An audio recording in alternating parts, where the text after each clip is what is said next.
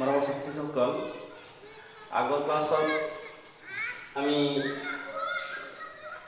কেইবাটা ক্লাছত ধৰি লহাগু আৰু গহাগুৰ বিষয়ে আলোচনা কৰি আছোঁ। যদিও তোমালোকে দেখা পাইছে মই লহাগু আৰু গহাগুৰ বিষয়ে একো কোৱা নাই, কিন্তু লহাগু আৰু গহাগু শিকিবলৈ যাওঁতে কিছুমান কথা আমি জানিব লাগিব। সেইখিনি কথা আমি আলোচনা কৰিব লাগিব নিশ্চয়। গতিকে আমি সেইখিনি কথাৰ ওপৰতো আজি আৰু লহাগু আৰু গহাগু শিকাৰ আগতেই আমি উৎপাদকত প্ৰকাশ কৰা আৰু কেইটামান অংক কৰি লওঁ। তেতিয়া পিছত নেক্সট ক্লাছত আমি লহাগু আৰু গহাগুৰ বিষয়ে ভালকৈ আলোচনা কৰিব পাৰিম। এতিয়া চোৱা, ইয়াত আছে x² - 13x - 30। এতিয়া আমি আগতে 11 নম্বৰটো কৰিছিলোঁ, আজি 12, 13, 14 কৰি আছোঁ আগৰ ক্লাছত। এতিয়া এইটোত আমি এই মাইনাছ আছে আপুনি উৎপাদক প্ৰকাশ মানে পূৰণ বনোৱা ব্ৰেকেটত লিখিব লাগিব। এইখিনি কথা ব্ৰেকেটত লিখিব লাগিব, ব্ৰেকেটৰ ভিতৰত থাকিব লাগিব। এতিয়া আমি যদি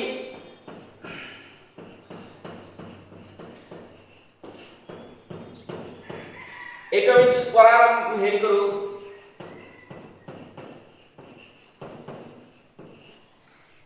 আমি চাব লাগিব এইটো আৰু এইটো পূৰণ কৰিলে কি হয়। এইফালৰটো আৰু এইফালৰটো এইখিনি পূৰণ কৰিলে হ'ব। তুমি এইটো পূৰণ তোমাৰ হেৰিৰ ভিতৰত নকৰিলেও হ'ব। তুমি যদি নকৰা পূৰণটো তথাপি হ'ব, তুমি যদি নিজে মনে মনে পাৰা তথাপি হ'ব। কিন্তু আমি যদি মনে মনে নোৱাৰোঁ তেতিয়া তাত পূৰণটো কৰি লওঁ চাইডত, অংকৰ বাহিৰত। এইটো পূৰণ কৰিলে -30x² হ'ব। -30 -30x² হ'ব। -30x² হ'ব। এতিয়া তুমি ইয়াত সমান চিন দিয়া, এইটো যেনে আছে তেনে লিখা, এইটো যেনে আছে তেনে লিখা, কিন্তু মাজৰটো এইটো তুমি যেনে আছে তেনে লিখিব নোৱাৰা। এতিয়া তুমি চোৱা কি পূৰণ কৰিলে 30 হ'ব, কি পূৰণ কৰিলে 30 হ'ব। এতিয়া তুমি পূৰণ 5 6 গুণ 30 হয়, 5 × 6 30 হয়। তুমি আকৌ ইয়াত কি আছে, মাইনাছ আছে, ইয়াত মাইনাছ আছে। ইয়াত যদি মাইনাছ হয় তেতিয়া তুমি এই 6 ৰ পৰা আকৌ 5 বিয়োগ কৰিব লাগিব। 5 6 গুণ 30 বা 5 × 6 = 30। এই 6 ৰ পৰা 5 আকৌ মাইনাছ কৰিব লাগিব। মাইনাছ কৰিলে কি হয়, 1 হয়, কিন্তু ইয়াত কি আছে, 13 আছে। গতিকে এই পূৰণটো আমাৰ নহ'ব। এতিয়া আমাৰ 10 আৰু 3 পূৰণ কৰিলে কি হয়, 30 হয়, 30 হয়। 10 × 3 = 30। এতিয়া এই 30 মিলিছে, কিন্তু 10 ৰ পৰা 3 যদি মাইনাছ কৰা হয় কি হ'ব, 7 হ'ব। এইটো কি কৰা নাই, মিলা নাই। এতিয়া আমি কি পূৰণ কৰিম, 15 আৰু 2 পূৰণ কৰা। 15 × 2 কি হয়, 30 হয়, হয়নে? এতিয়া 15 ৰ পৰা 2 মাইনাছ কৰোঁ তেতিয়া কি হ'ব, 13। 15 ৰ পৰা 2 মাইনাছ কৰিলে 13 নহ'ব নিশ্চয়, হ'ব নিশ্চয়। এতিয়া তোমালোকে কি কৰা, এতিয়া ইয়াত আমাৰ 15 আৰু 2 হ'ব। তুমি 15x লিখা আৰু 2x লিখা। তুমি চাব লাগিব এই ইয়াত মাইনাছ হোৱা মানে ইয়াত এটা প্লাছ হ'ব, এটা মাইনাছ হ'ব। এতিয়া ইয়াত কি আছে, মাইনাছ। তুমি ডাঙৰটোৰ আগত মাইনাছ চিন দিবা, সৰুটোৰ আগত চিন দিবা, প্লাছ চিন দিবা। এতিয়া তুমি কমন লোৱা, ইয়াতে x আছে, ইয়াতে x আছে, x কমন ল'লে ইয়াত কি হ'ব, x মাইনাছ এটো কি হ'ব, 15 হ'ব। এইটো 2, এইটো x হ'ব। এই 30 তোমাক কি হ'ব, 15 হ'ব। তুমি এটা কাম কৰা, এতিয়া এই x - 15 x - 15 দুটা হৈছে, এটা কমন লোৱা, x - 15 কমন লৈছা আৰু এইটো কি হ'ব, x + 2 হ'ব। এই উৎপাদ পূৰণ হৈ গৈছে না, ইয়াতে ব্ৰেকেট মানে পূৰণ, এইটো পূৰণ একো নাই মানে পূৰণ আছে, এইটো উৎপাদক প্ৰকাশ কৰা হৈ গ'ল। এতিয়া তুমি এইটো লৈ আহা,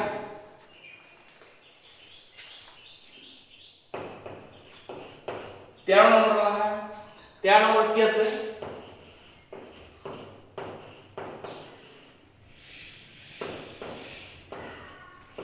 তুমি আগৰ নিচিনাকৈ এইটো নিচিনাকৈ তুমি এইটো পূৰণ কৰি ল'ব পাৰা, নললেও হ'ব। এইটো পূৰণ কৰাৰ কিমান হয়, -36y²। Minus 36 y square. এতিয়া তুমি এইটো জানা আছে নে লিখা, এইটো জানা আছে নে লিখা, মাজৰটো জানা আছে নে? আগৰ নিচিনাকৈ ইয়াত কি চিন আছে? মাইনাছ। এই ভিতৰত এটা প্লাছ হ'ব, এটা মাইনাছ হ'ব। এতিয়া কি কি পূৰণ কৰিলে 36 হয়, কি কি মাল্টিপ্লাই কৰিলে 36 হ'ব? তুমি চোৱা 4 আৰু 3 আৰু 12 পূৰণ কৰিলে 36 হয়। 3 আৰু 12 যদি তুমি পূৰণ কৰা 3 12 36 হ'ব।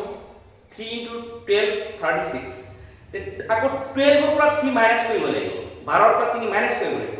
মাইনাছ কৰিলে কি হয়? 9 হ'ব। ইয়াত কি আছে? 5 আছে। গতিকে এইটো 3 আৰু 12 পূৰণ কৰিলেও এইটো নহ'ব। মন দিবা 6 আৰু 6 পূৰণ কৰিলে কি হয়? 36 হয়। ঠিক মিলিছে, এইটো 36 মিলিছে। এতিয়া 36 মিলিলেও তোমাৰ 6 ৰ পৰা 6 বিয়োগ কৰিলে কি হ'ব? 0 হ'ব। এইটো নহ'ব। তাৰমানে এই 5 টো মিলিব লাগিব। কি মিলিব? এটি কি কৰিব পৰা যায়? 4 আৰু 9 দি পূৰণ কৰা যায়। 4 আৰু 9 পূৰণ কৰিলে কি হ'ব? 36 হ'ব। এইটো 9 ৰ পৰা 4 বিয়োগ কৰিলে কি হ'ব? এই 5 টো মিলিব।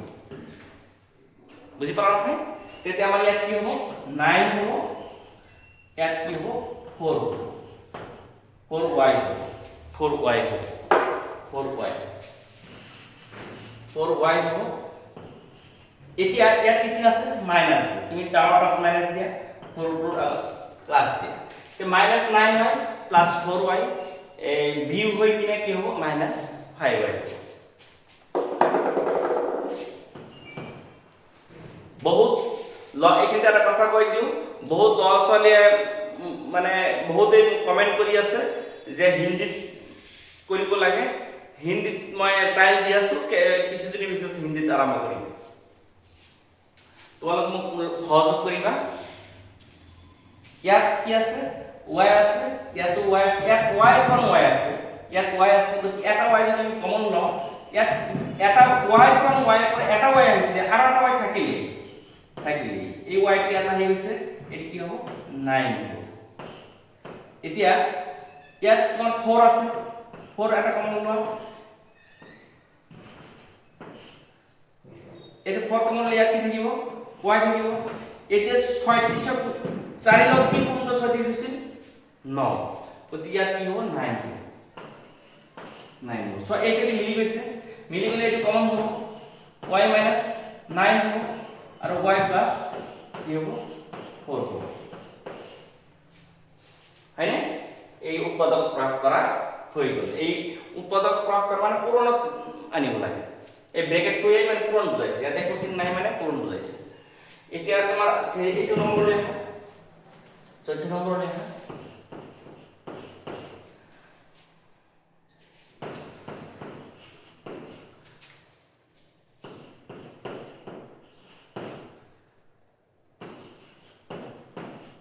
চোৱা ইয়াত কি আছে? 4y square plus 25y minus 21। তুমি আগৰ নিচিনাকৈ এইটো পূৰণ কৰা। পূৰণ তুমি নকৰিলেও হ'ব, মনে মনে ৰাখিলে হ'ব। এইটো পূৰণ কৰা, মাইনাস 4 * 4 হ'ব, মাইনাস হ'ব 4 * 4 আৰু 4 * কি হ'ব? 8 হ'ব আৰু কি হ'ব? y স্কয়ার হ'ব। 84 মাইনাস 84 y স্কয়ার হবে। তো মাইনাস 84 y স্কয়ার হলে তুমি এটু জানাতে না লিখা, এটু জানাতে না লিখা, এটি কি কি পড়বে? এটু হবে কত? 3 12 5 7 12 84 হয়। 7 আর 12 7 12 84 হয়। কিন্তু ইয়াত কি চিন হইছে? মাইনাস হইছে। তাহলে বিক্রি করে লাগিব। তাহলে 12 বার 7 12 84 ঠিকই হয়। 12 বার যদি 7 বিয়োগ করে কিমান হবে? 5 হবে। ইয়াত কিমান আছে? ইয়াত 25 আছে। গতি 12 পৰা 7 বিয়োগ কৰিলে 5 হয়। গতি এৰ লগত 3 নাই মিলা। এতিয়া আমাৰ আৰু এটা আছে 3 আৰু 28 পূৰণ কৰিলে 84 হয়। 3 আৰু 28। গতিকে এতে তুমি 28 y দিয়া আৰু 3 y দিয়া। তেনে এই 28 এৰ পৰা যদি তুমি 3 বিয়োগ কৰা দিয়া 25 হ'ব। ইয়াত কি আছে? প্লাস আছে। ইয়াৰ জায়গায় হেৰি হৈছিল, ইয়াৰ জায়গায় তোমাৰ এই মাইনাস হৈছিল, তেতিয়া ডাঙৰ পৰা আগত কি চিন দিয়া হৈছিল? মাইনাস চিন দিয়া হৈছিল। ইয়াত কি হৈছে? প্লাস। ডাঙৰ টালত কি দিয়া হ'ব প্লাছ দিয়া হ'ব ইয়াত কি হ'ব মাইনাছ দিয়া হ'ব তেন্তে 28 y ৰ পৰা 3y বিয়োগ কৰিলে 25y থাকিব আৰু এইটো হ'বগৈ প্লাছ আৰু মাইনাছে মাইনাছ 28 আৰু 3 গুণ কৰিলে 84 হ'ব আৰু y গুণ কৰিলে y স্কয়াৰ হ'ব তুমি এতিয়া এই 28 ৰ মাজত তোমাৰ 7 4 আৰু 7 আছে 4 7 গুণ 28 এটো 4 আছে তো 4 এটা কমন যাব ইয়াত y স্কয়ার মানে y পূৰণ y ইয়াত এটা y গতি y এটা কমন y এটা কমন দিলে ইয়াত এটা y থাকিব কিন্তু y স্কয়ার মানে y পূৰণ y এটা y লিখা হৈছে আৰু এটা y থাকিব ইয়াত কি হ'ব y টো ইয়াত গুছি আহিছে এটা y ইয়াতে 28 কি আছে 4 পূৰণ 7 4 টো ইয়াত লিখিছো তেন্তে কি থাকিল 7 থাকিল এত মাইনাস আছে তো মাইনাস তুমি কি লও এটা কম মাইনাস কমন ললে ইয়াত তুমি 3 কমন লও ইয়াত কি হ'ব y হ'ব মন দিবা ইয়াত যদি মাইনাস কমন লৈছে এই মাইনাসটো কি হ'ব প্লাস হৈ যাব প্লাস হৈ যাব এতিয়া এই 7 3 গুণ কি হয় 21 7 3 গুণ 21 হয় তো 3 টা লিখা হৈছে তার কি থাকিল 7 থাকিল 7 টা তুমি ইয়াত লিখা সো এইটা কি মিলি গৈছে এইটা আর এইটা লিখা 4y - 3 এই উৎপাদক প্রয়োগ করা হইল এতিয়া আমি অহা ক্লাসত এই লহাগু আর ভাগু বিষয়ে আলোচনা করিম এতিয়া তোমালোকে এইটো যদিও আমি উৎপাদক প্রয়োগ করা লৈছো এইটো আমি ক্লাস 10 ৰ পৃষ্ঠা নং 12 ক্লাস 10 ৰ পৃষ্ঠা নং 12 4 নম্বৰৰ কেইটামান অংক লৈছো সেইকেইটাহে কৰি আছো ক্লাস 10 ৰ পৰাই কৰি আছো যদি তোমাক এইটো ক্লাস 10 তো হয় হ'ব এইখিনি তোমাৰ আকৌ উৎপাদকৰ ক্ষেত্ৰত এইটোত আছে এইটোতো এইটো লছ তো হয় হ'ব এটা আকৌ 9 ত আছে 9 তো হয় হ'ব এতিয়া মই ইয়াৰ পৰা আৰু কিছুমান কথা আলোচনা কৰিব পাৰো ক্লাস 10 ত বহুপদ নামৰ এটা চেপ্টাৰ আছে তে বহুপদত এইটো কোৱা হয় দ্বিঘাত বহুপদ এইটো দ্বিঘাত বহুপদ কোৱা হ'ব এইটো দ্বিঘাত বহুপদ কোৱা হ'ব এইটো দ্বিঘাত বহুপদ কোৱা হ'ব এই দ্বিঘাত বহুপদৰ এই x ৰ ভ্যালু খিনি কোৱা হয় শূন্য তে এই x ৰ ভ্যালু খিনি শূন্য ইয়াত যদি আমি হেৰি কৰো দ্বিঘাত বহুপদৰ কথা ক্লাস 10 ৰ দ্বিঘাত বহুপদ যেটো আছে সেই বিষয়ে যদি যাও তে এই বহুপদৰ শূন্য কি হ'ব ইয়াত কি আছে s - 15 আছে ইয়াত কি হ'ব +15 তাৰমানে ইয়াত +2 আছে ইয়াত -2 হ'ব গতিকে ইয়াৰ যদি আমি দ্বিঘাত বহুপদৰ কথা আলোচনা কৰিব যাও দ্বিঘাত বহুপদৰ কথা আলোচনা কৰিব যাও এইটো শূন্য দুটা কি হ'ব তোমালোকে উৎপাদক প্ৰয়োগ কৰা কলে এইখিনি লৈ आंसर হৈ গৈছে এইখিনি লৈ আৰু কৰিব নালাগে এইখিনি মই এনে লিখিছো ক্লাস 10 ৰ লছলে হয় হ'বৰ কাৰণে লিখিছো এইটো শূন্য দুটা বহুপদ চেপ্টাৰ ক্লাস 10 ৰ বহুপদ চেপ্টাৰত আছে এটো কিয় শূন্য দুটা কি হ'ব এটো -15 আছে না +15 লিখিব লাগিব এটো +2 আছে -2 লিখিব লাগিব ঠিক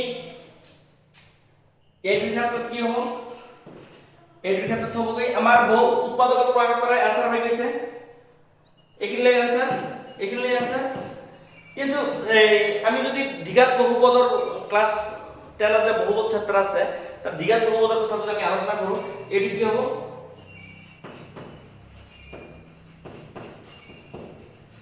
বহুপদৰ শূন্য দুটা হ'ব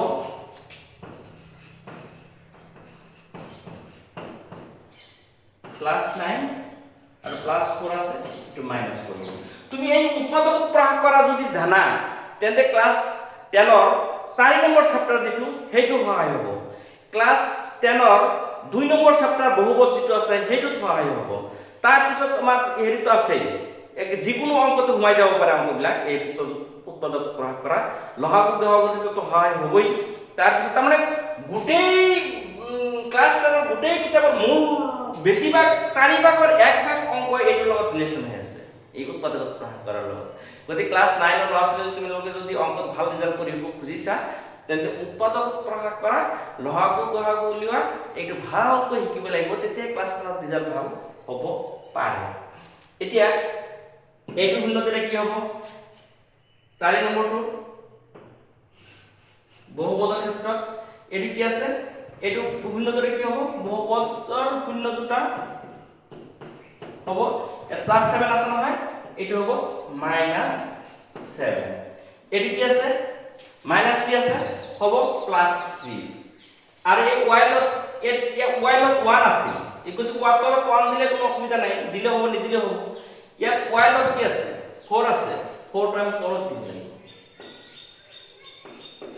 মৰমৰ ছাত্ৰীসকল আজি ক্লাসটো ইমানে শেষ কৰিলো নেক্সট ক্লাছত তোমালোকৰ বিষয়ে লহাগ আৰু বহাগো কেনেকৈ সেই বিষয়ে আলোচনা কৰা হ'ব আমাৰ বিষয়বস্তুটো দিছো যদি লহাগ বহাগো এইখিনি আমাৰ সহায় হোৱাকৈ আমি লৈছিলো থ্যাংক ইউ